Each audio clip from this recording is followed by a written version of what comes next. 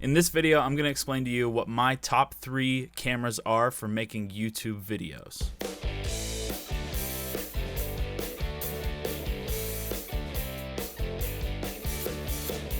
In no particular order, I'm going to talk about my Sony A7 III first.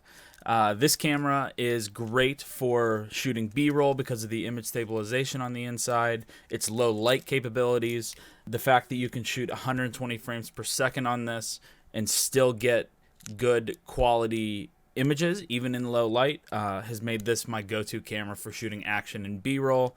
And also, this is a great camera to put on a gimbal because it's very lightweight. The kit lens that came with mine is a Zeiss 24-70. Although it's only an f4, you still have the ability to expose pretty well in dimmer lighting situations just because of how far you can push the ISO. I'm not going to go down and do a full breakdown of this camera.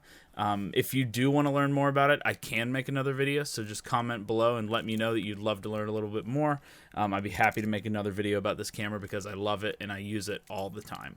The next camera that's on my list for making YouTube videos is the Blackmagic Pocket Cinema Camera. 4K is what I have, but there's also a 6K that comes with an EF mount instead of a micro four thirds mount. The reason that I like that camera, and I use these cameras very situationally, and with the Blackmagic, I don't want to use this as my B-roll camera. I don't want to use this as my gimbal camera just because of the weight that it takes to make it a usable camera. I love using the Blackmagic as an interview camera. when you have a lockdown space that you light, it does so well with lighting. I'm shooting on it right now actually, and I love how it handles both how my background is lit but also how I'm lit. The color space that you get to work in is incredible from a color grading standpoint.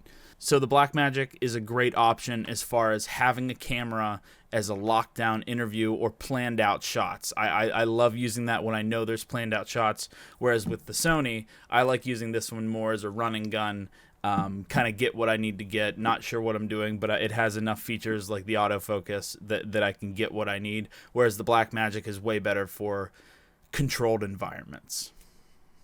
The next camera that I tend to use probably the most, and I've used for the longest time, is my phone. So a phone camera, especially nowadays, is you're gonna be able to get good content out of it. There's autofocus, auto exposure, so you can go from shooting from inside to outside really quickly, and generally the exposure change is appropriate and quick for when you're doing it. And especially even if you're going through interviews where you are using your phone on Zoom as your screen, if you set yourself up with a window right next to you and you kind of position your phone to be letting you be lit by the natural light, it'll expose pretty well for what you're doing and what your background is. I'm also going to make a video about that in the future, how to light for a video interview or video meeting so that you look a little more professional. But using your phone is great because, first of all, you always have it in your pocket, which is incredible. So if something just starts happening and you want to film it, go for it. All phones now generally have a slow-mo or super slow-mo option, so you can even get cinematic, fun, surreal moments. You can capture those moments just by something that's in your pocket. And the quality has become incredible. My phone will shoot 8K video. Having the option to still just shoot 8K video in your pocket, that is a fantastic thing. We're living in the future, people. Those are my top 3 cameras that I use to make YouTube videos, as well as a ton of other videos for work, creative stuff just for myself, or even social media posts. But those are the 3 that I choose. I hope that this information was helpful to you. If you have any questions, feel free to reach out to me. You can comment below questions, or even feel free to reach out to me on my Instagram or Twitter. I hope you learned something.